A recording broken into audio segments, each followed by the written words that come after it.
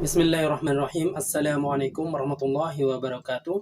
Kembali kita bahas tentang ma'rifatul insan atau mengenal manusia. Manusia terdiri dari 3 komponen, yakni hati, akal, dan jasad. Bagaimana kita menyeimbangkan antara hati, akal, dan jasad? Teman-teman, Allah menciptakan segala sesuatu di alam semesta ini dalam keseimbangan yang sempurna. Dengan keseimbangan itu, ciptaan Allah tetap indah, tetap selaras, tetap harmonis, dan lestari. Sebagaimana ciptaan Allah yang lain, manusia juga diciptakan Allah dengan keseimbangan yang sempurna. Jadi apabila manusia tetap berada pada fitrah keseimbangan ini, maka ia disebut dengan orang yang hanif atau lurus, orang yang berjalan di jalan Allah Subhanahu wa taala. Manusia secara keseluruhan tersusun dari 3 unsur, yakni hati, akal, dan jasad. Masing-masing unsur ini membutuhkan perawatan dan kebutuhannya yang harus dipenuhi secara tepat dan benar. Karena jika kurang dalam memberikan perawatan dan kebutuhan tidak terpenuhi, akan menyebabkan kehilangan keseimbangan dalam diri manusia itu sendiri. Teman-teman sekalian, begitu juga kalau kita hanya memenuhi salah satu dari 3 komponen tersebut. Satu saja dari ketiga unsur ini akan membuat kita lalai terhadap unsur yang lain dan mengakibatkan kita kehilangan keseimbangan pada diri kita, sehingga terjadi sesuatu yang tidak wajar pada diri kita. Jadi ketiga unsur di dalam diri kita, yakni hati, akal, dan jasad, harus seimbang dalam perawatan maupun dalam pemenuhan kebutuhan-kebutuhannya. Teman-teman yang dirahmati Allah, kesehatan hati kita sangat mempengaruhi kesehatan jasad kita atau fisik kita. Karena itu perawatan dan pemenuhan kebutuhan hati kita tidak boleh diabaikan. Rasulullah SAW mengatakan bahwa di dalam tubuh kita ada segumpal daging.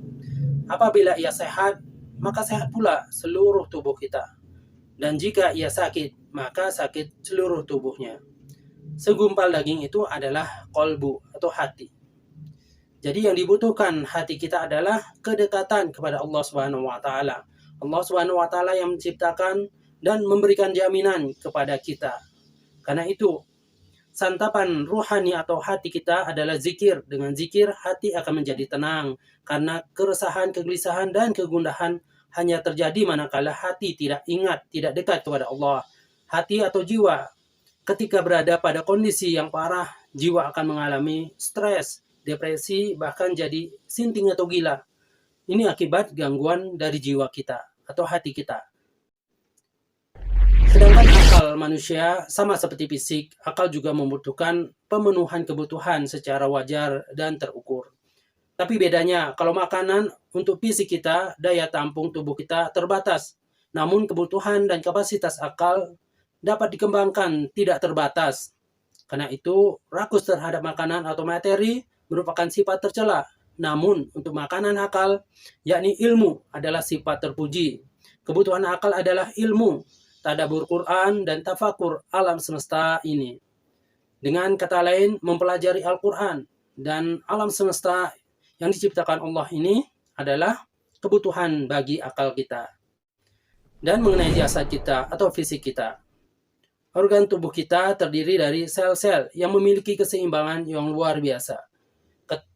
Tidak keseimbangan pada fisik terganggu, maka akan mempengaruhi keindahan dan kesehatan fisik itu. Karena itu ia harus menjaga keseimbangan fisiknya dengan cara memberikan perawatan dan pemenuhan kebutuhan-kebutuhan secara seimbang. Tubuh kita membutuhkan perawatan, terutama makanan, minuman, olahraga, dan istirahat yang cukup. Makanan dan minuman yang kita konsumsi juga harus seimbang sesuai dengan kebutuhan tubuh kita. Seimbang dalam makanan meliputi kuantitas atau banyaknya atau kualitasnya. Kualitas makanan disesuaikan dengan kebutuhannya. Sedang kualitas meliputi aspek kelengkapan nutrisi atau gizi dan bobot gizi yang terkandung di dalamnya.